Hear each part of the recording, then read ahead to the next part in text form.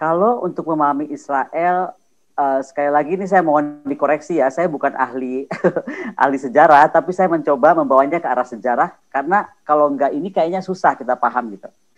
Pertama, kenapa kita bicara sejarah tentang Yerusalem? Karena menurut saya langkah konkret diplomatik di dalam perdamaian Israel-Palestina ini harus betul-betul kita lakukan. Kenapa? Karena ini perintah undang-undang, gitu kan. Dan saya betul-betul ingin kalau memang ini perintah undang-undang, ya sudah kita buat konkret aja. Nah, saya sudah bilang di tempat di pertemuan lalu, nggak akan mungkin memahami masalah ini kalau nggak tahu tentang sejarahnya. Tidak membuka hubungan diplomatik gitu. Tapi oke lah, kita mulai aja dari membuka sejarah. Yerusalem ini kan kota yang sebenarnya juga sudah dari mana sudah sangat lama, dan mungkin kalau kita melihat di abad tahun 1330-an ya, itu udah jelas-jelas kok. Sebenarnya kota ini tuh mengandung kata-kata perdamaian, kota-kota yang terdiri dari etimologisasinya tuh dia adalah kota yang untuk sebuah kota untuk hunian damai, di mana misalnya bentuk Yerusalem pertama kali muncul dalam Alkitab. Jadi ini yang saya mau bilang juga kepada saudara-saudara saya, kawan-kawan saya, semua se-Indonesia dan dimanapun Anda berada, saya kok merasa ya kalau untuk memahami sejarah Israel, kita memang harus rajin baca kitab gitu, dan itu kebetulan adalah Bible. Kenapa? Karena saya melihat yang bisa merinci betul tentang sejarahnya semua ini adalah dari situ gitu. Dan sekali lagi di dalam pertama kali muncul di Yosua misalnya, itu sudah dicatatkan bahwa nama Ibrani untuk Yerusalem adalah Yerusalem, yang berarti warisan perdamaian. Makanya sedih sekali kalau kita kemudian tidak melihat atau hari ini Yerusalem itu damai gitu. Nah, katanya ada 70 nama loh untuk Yerusalem itu.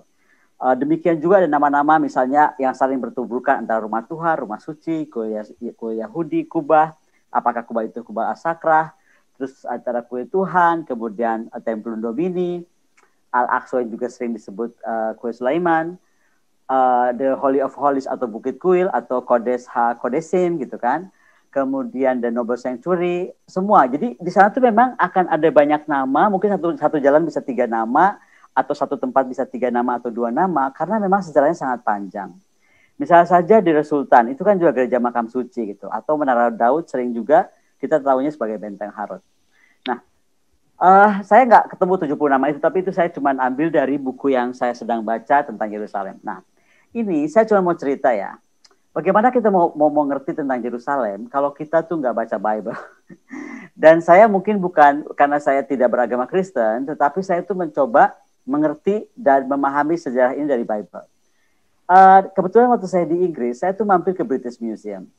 Dan di British Museum ini aku dapat buku, dan ini sengaja aku capture ya. Karena dia bagus, dia tuh punya timeline.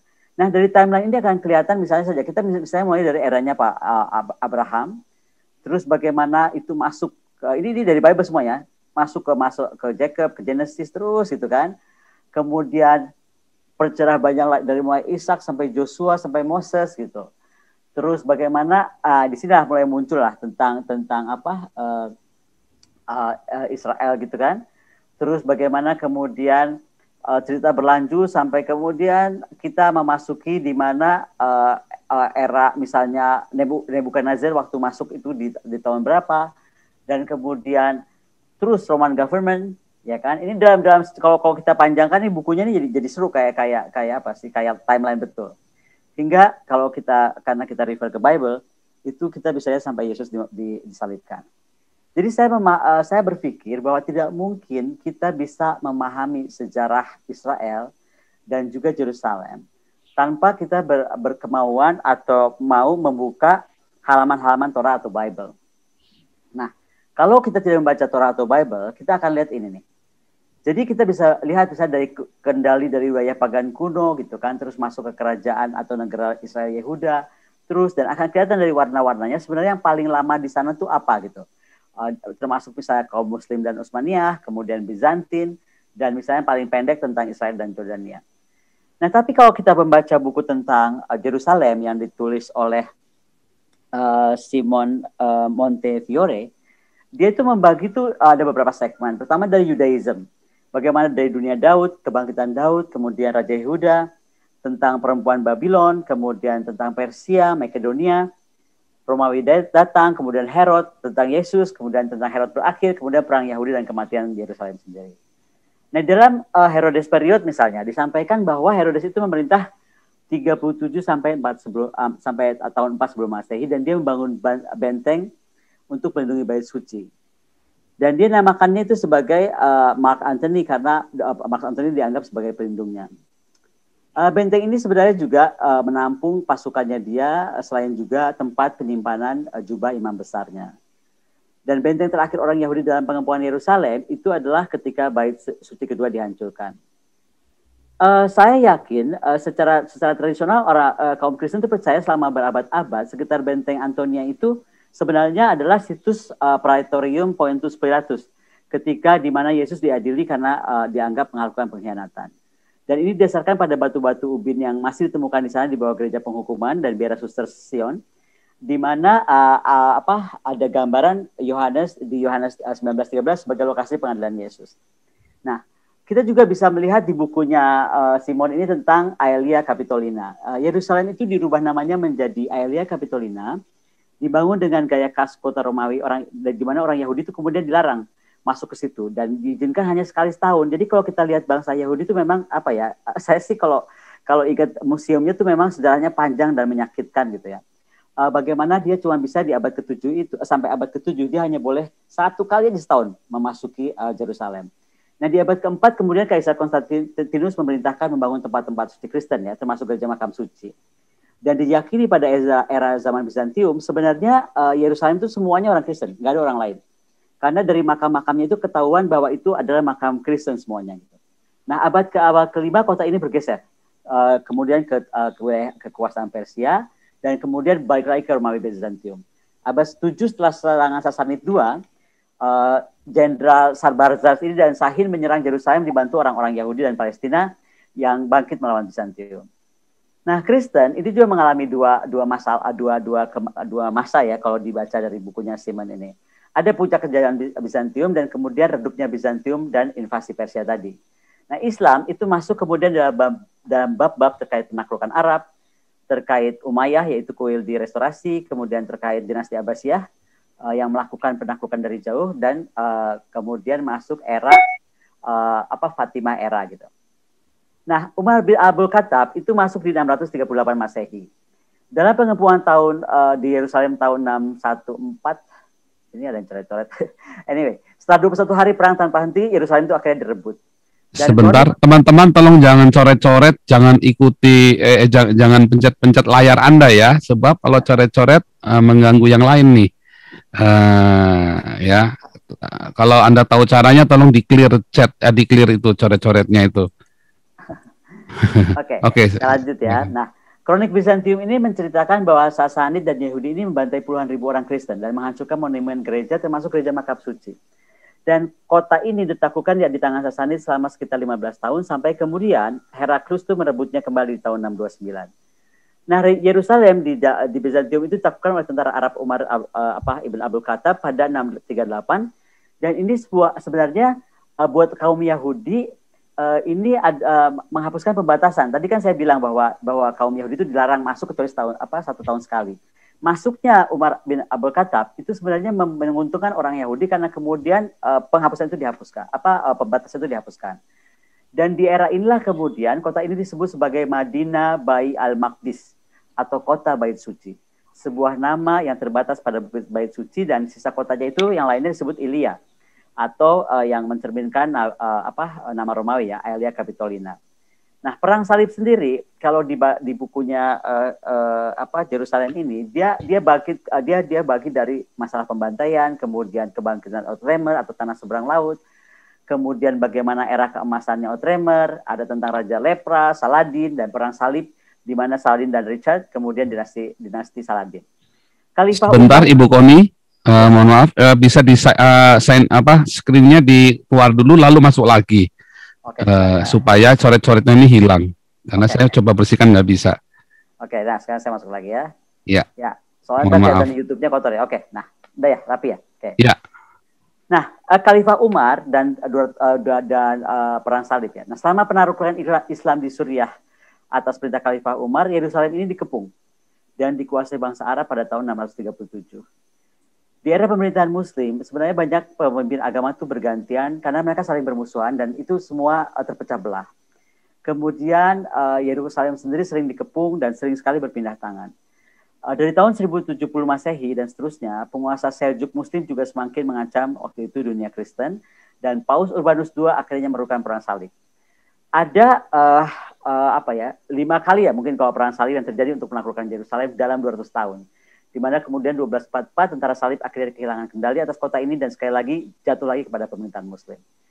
Nah, Mamluk sendiri kalau kita lihat kan mereka ini bangsa budak tapi kemudian bisa dapat dengan nasib yang baik gitu kan, di mana dia kemudian menjadi kelas-kelas satria di wilayah-wilayah Muslim, utamanya di Mesir, kemudian Levang, Mesopotamia, India. Dia akhirnya kemudian dapat menguasai kekuasaan militer dan mencapai pangkat tinggi, misalnya Sultan, Amir atau Beis gitu kan. Dia berpusat di Mesir dan terkena mengalahkan pertempuran Ain Jalut setelah sebelumnya melawan tentara salib pada tahun 1154 dan juga pada tahun 1213. Di 1302 Mamluk kemudian mengusir tentara salib dan mengakhiri perang salib. Dan dari dinasti Abuyah kemudian Mamluk ini dianggap sebagai penguasa atau pejuang sejati. Saya harus cerita ini semua supaya kita tuh tiba-tiba sepertinya melihat Israel start dari Ottoman Empire gitu. Saya mencoba mundur jauh karena kalau dikait-kait ke Ottoman Empire, semangat Turki yang kemarin disampaikan Erdogan itu kita akan mudah tertular. Padahal tadi saya sampaikan ada sejarah panjang sebelum Ottoman Empire masuk. Bagaimana kedikdayaan Sultan Sulaiman, bagaimana bab tentang mistik dan Al-Masih, kemudian tentang keluarga Ottoman juga dibahas di situ di buku ini. Dan kemudian masuk kepada era Imperium, jadi Napoleon kemudian masuk ke sana, kemudian Chateaubriand, kemudian penaklukan Albania, kemudian kota baru lahir, agama baru, kota Arab Imperial, dan akhirnya masuk ke Rusia. Terakhir adalah Zionisme yang kita nih kayaknya kalau di Indonesia sebentar disinggung cuma 2 aja nih tentang Yahudi, tentang Zionisme. Zionisme kalau kita mau baca bukunya juga itu biasa bahas tentang Kaisar, tentang pemain di Yerusalem, tentang perang dunia. Kemudian tentang pemberontakan Arab dan deklarasi Balfour, kemudian mandat Inggris, baru masuk lagi pemberontakan Arab, kemerdekaan Yahudi dan bencana Arab, dan akhirnya perang 6 hari atau Yom Kippur. Nah, bangsa Yahudi kalau kita lihat sekali lagi dia itu dari permulaan abad 12 telah merasa banyak ditindas. Pertama oleh kaum Katolik, di mana kemudian orang-orang Yahudi itu kemudian perpindahan dari Eropa ke Tanah Suci itu meningkatkan jumlah populasi Yahudi. Setelah pengusiran dari Spanyol di 1492. Di abad ke-16, komunitas besar Yahudi juga berpusat pada 4 kota ya, Yerusalem, Hebron, Tiberias, dan Safed. Nah, imigrasi besar ini kemudian kita kenal sebagai Aliyah pertama. Dan tahun 1881 itu, di mana kemudian saat orang-orang Yahudi itu lari dari Eropa Timur. Herzl kemudian adalah mendirikan pertama kali gerakan politik, yakni yang sekali lagi dia ingin sekali mendirikan negara Yahudi di tanah Israel. Dan kemudian bukunya yang terkenal ya, The Judenstaat itu keluar dan memaparkan visinya tentang negara masa depan Yahudi yang mengetuai kemudian dia juga mengetuai Kongres Dunia Pertama tentang Zionis. Nah, ini disusul Aliyah kedua ya, tahun 1904, kemudian selama Perang Dunia I Menteri Luar Negeri Inggris Balfour mengeluarkan deklarasi Balfour, yaitu deklarasi yang mendukung pendirian negara Yahudi di tanah Palestina. Jadi tetap sekali lagi adalah Inggris yang kemudian mendukung pendirian negara Yahudi di Palestina. Nah, atas permintaan kemudian Edwin Samuel Montagu dan Lord Curzon, kemudian Legion Yahudi dan Batalion Zionis itu membantu Inggris bagaimana menaklukkan Palestina. Oposisi Arab terhadap rencana ini berujung pada kerusuhan Palestina 1920 dan pembentukan organisasi Yahudi yang sekarang kita kenal akhirnya menjadi IDF, tapi tadinya dari Haganah atau pertahanan. Aliyah ketiga, keempat kemudian menyusul ya kan ke bagaimana 100 ribuan orang Yahudi pindah ke Palestina. Kemudian gerakan Nazi 1930 yang menyebabkan Aliyah kelima dengan maksudnya 1/4 juta orang Yahudi ke Palestina dan menimbulkan pemberontakan Arab Palestina. Jadi saya mau cerita bahwa sejarahnya tuh panjang sekali. Kenapa saya harus menceritakan itu? Saya tuh kemarin itu tiba-tiba mendengar salah satu dosen ya UIN, hanya sekilas aja gitu. Dia cerita bahwa kenapa sih kita nggak belajar dari Vatikan gitu? Vatikan juga bukan sebuah masalah yang gampang waktu diselesaikan. Nah akhirnya coba saya tuh mau menyinggung sedikit tentang Vatikan. Sekali lagi saya mesti belajar banyak ya karena ini bukan pengetahuan saya betul, ini bukan keahlian saya, tapi saya mencoba melihat dari perspektif ini. Nah Kawasan Kristen itu terdapat di gereja Makam Kudus, yaitu tempat ziarah penting para penganut orang Kristen di seluruh dunia. Ya. Ini kalau kita bicara tentang Yerusalem. Dan ini bagaimanapun juga terletak di sebuah lokasi yang sangat penting dalam kisah Yesus, yaitu kematiannya, penyalipannya, dan kebangkitannya. Dalam kepercayaan tradisi Kristen, sebenarnya Yesus itu disalibkan di sana di Bukit Golgota atau Bukit Kalvari, dan makamnya juga terletak dalam bangunan pekuburan yang diyakini sebagai tempat bangkitnya. Gereja Makam Kudus dikelola bersama oleh perwakilan aliran Kristen berbeda, terutama Patriarkat Ortodoks Yunani, dan kemudian kaum Fransiskan dari Gereja Katolik Roma dan Armenia. Nah, tempat ini sebenarnya salah satu tujuan ziarah utama bagi ratusan juta orang Kristen, dan saya ikut yang saya cerita kemarin bahwa Via Dolorosa dan lain-lain juga melewati tempat-tempat itu. Nah, bagi kaum Muslim sendiri atau Islam, kawasan Muslim ini adalah kawasan yang terbesar sebenarnya dari 4 suci kubah batu ya, atau Al-Sakra atau Dome of the Rock, dan Masjid Al-Aqsa di dataran tinggi yang dikenal oleh umat Islam sebagai Haram Al-Sharif. Nah, masjid yang dikelola oleh sebuah lembaga wakaf ini sebenarnya merupakan tempat suci ketiga dalam Islam setelah Masjidil Haram dan Masjidil Nabawi di Madinah. Umat Islam sendiri meyakini Nabi Muhammad sekali lagi datang ke Masjid Al-Aqsa, kemudian melakukan Isra Miraj, kemudian bagaimana kemudian berdoa dengan para nabi di situ, dan adalah kubah As-Sakra yang berisi batu fondasi yang diyakini umat Islam sebagai tempat bertolaknya Muhammad menuju surga saat peristiwa Miraj itu. Di satu sisi itu juga kawasan Yahudi karena itu terdapat kotel atau dinding ratapan atau tembok barat, sisa dari dinding tempat berdirinya bait suci zaman dulu. Nah, di sini sebenarnya ruang Maha Kudus atau situs paling suci dalam agama Yahudi itu dianggap ada di situ. Dan umat Yahudi itu percaya inilah tempat batas fondasi penciptaan dunia, di mana Abraham atau Nabi Ibrahim itu juga mengorbankan anaknya Ishak atau Ismail. Nah, banyak orang Yahudi yang percaya bahwa Dome of the Rock adalah tempat ruang Maha Kudus itu, dan saat ini tembok barat adalah tempat orang Yahudi berdoa, dan sekali lagi adalah terdekat ke ruang Maha Kudus itu. Dan sekali lagi yang saya tahu dari buku ini ya, kalau saya ke sana saya sampai nggak tahu sampai pengelolaan, tapi kalau dari sini kita lihat bahwa itu dikelola oleh Rabi dari tembok barat, dan sekali lagi itu menjadi tempat utama kunjungan pilgrimage kaum Yahudi. Nah, kalau kita lihat, kita kan bisa lihat, nah ini menarik kan. Jadi kalau kita lihat ini, itu betul-betul terlihat betul bagian tempat Islam itu besar juga lumayan, kemudian kawasan Kristen, kawasan Armenia, kawasan Yahudi, dan inilah di mana kubah batu berada. Kenapa kita mesti belajar dari Vatikan? Itu pertanyaannya. Nah, kita lihat Città di Vitano itu adalah sebenarnya sebuah negara enklav yang dikelilingi tembok juga, sama seperti Israel, dia dikelilingi tembok itu ya. Di dalam kota Roma di Italia dengan luas yang hanya 44 hektar. Negara ini sekali lagi berbentuk eklesiastik, diperintah oleh Paus. Pejabat tertinggi negara inilah Terus Katolik, dan sejak Paus Avignon pada tahun 1377 mereka ini sebenarnya tinggal di Istana Apolistik. Selain juga istana lain yaitu di Roma. Nah, istilah negara kota Vatikan ini berbeda dengan tata suci. Kenapa? Tata suci itu berasal dari kekristenan awal dan merupakan tata episkopal pertama dengan 1,2 miliar penganut Katolik seluruh dunia. Dan sekali lagi, memang sejak awal pendiriannya memang ada di sekitar Bukit Vatikan. Pendirian Vatikan juga dianggap suatu ciptaan baru. Sekali lagi bukan dianggap negara gereja, karena negara gereja kalau nggak salah itu lebih luas jauh daripada itu. Dan kalau nggak salah mencakup hampir bagian tengahnya Italia, gitu kan. Nah, menurut perjanjian Lateran, tata suci ini memiliki pemilikan yang penuh, kekuasaan eksklusif, dan yurisdiksi yang kemudian otoritas yang berdaulat atas kota Vatikan. Nah, kalau kita lihat antara Roma, Paus, dan kerajaan Italia kan diperkirakan sebenarnya sebelum ada agama Kristen pun Ager Vaticanus ini sudah Vaticanus ya. Ager Vaticanus itu dianggap tempat suci memang dari dahulunya sebelum masuk agama Kristen. Nah, di mana tahun 326 gereja pertama dibangun di atas tempat yang diperkirakan sebagai makam Santo Petrus. Nah, Paus memerintah banyak daerah di semenanjung Italia lebih dari 1000 tahun hingga abad ke-18. Dan ketika Italia dipersatukan, nah disinilah masalahnya muncul, beda ya kalau sama Italia sama Israel. Italia itu menjadi masalah tuh ketika akhirnya Italia menjadi dipersatukan di bawah sebuah kerajaan di 1870. Dan ini kemudian membuat wilayah kekuasaan pemimpin gereja ini dimasukkan ke dalam wilayah Italia.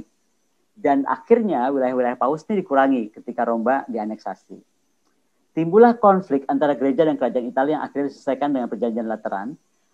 Itu ditandatangani 11 Februari 1929 oleh Kardinal Gaspari. Dan kemudian Benito Mussolini yang mewakili Raja Victor Emmanuel. Nah, isi utama ini sebenarnya adalah bagaimana negara Vatikan yang berdaulat di bawah pemerintahan tata suci, dan itu adalah satu istimewa sebenarnya bagi agama Katolik, dan juga diberikan ganti rugi. Karena apa? Karena kemudian Vatikan ini dianggap mengalami kerugian dengan masuknya Vatikan ke Italia. Perjanjian Lateran ini kemudian diakui ya, meskipun Perang Dunia selesai, kemudian sistem kerajaan Italia itu berakhir, tapi sampai hari ini Vatikan tetap berdiri tegak gitu, dan tetap dihormati, dihargai seperti adanya. Nah, monarki elektif, Vatikan ini merupakan sebuah kasus, sekali lagi kasus unik, yaitu suatu monarki elektif di mana fungsi kepala negaranya itu tidak diwariskan, tapi dipilih oleh Dewan Kardinal. Pertemuan Dewan Kardinal ini disebut konklav, katanya, dan dilaksanakan di Kapel Sistina, dan istilah tersus itu merujuk kepada otoritas, yurisdiksi, dan kedaulatan Paus. Sebagai negara berdaulat, Vatikan juga punya hak mengirim dan menerima diplomat. Dan menariknya karena Vatikan itu terlalu kecil, maka diplomat-diplomat asing itu berkedudukannya di Roma. Maka Vatikan itu menjadi menarik, atau Italia itu menjadi menarik karena di mana dalam perwakilan, ada di dalam negaranya ada perwakilannya, ada perwakilan negara lain gitu istilahnya.